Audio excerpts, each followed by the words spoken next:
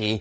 Bunlara hələ var, bunlara gəlib çatacağıq. Əsas məsələ ondan ibarətdir ki, bu günləri Qarabağımız Çempionlar Liqası çərçivəsində ilk oyununa Lissabonda Benfica'ya qarşı çıxır və bu oyunla bağlı öz fikirlərimi Mislasın təqdimatında sizlə paylaşmaq istəyirəm. Kağız üzərində Benfica aşkar favorit göstərilsə də, hər şey bir o qədər də bəlli deyil. Düzdür, komanda 29 iyundan bu yana 10 oyun keçirib və bu oyunların 8-də qalib gəlib, ikisində isə heç şey etməyi bacarıb. Bu da komandanın əslində yaxşı hazırlığından xəbər verə bilər. Lakin komandanın hal-hazırki hücum quruluşunda, oyun strukturunda çox ciddi problemlər var və bu Benfica keçən ilki Benfica'dan çox fərqlənir. Yəni onlara qarşı güclü xarakterli futbol göstərərək nəticə qazanmaq olar. Düşünürəm ki, Qurban Qurbanovun yetirmələri bu günləri ən azından məğlub olmayacaqlar və 3.88 əmsal qarşılığında bu varianta göz gəzdirə bilərsiniz. Məncə çox real görsənir. Bir çoxlarınız düşünə bilər ki, Qarabağın hal-hazırda hücumla bağlı problemi var və bu əslində bizim şanslarımızı aşağı salır. Mən bu fikirlə hardasa razı deyiləm. Niyə görə? Çünki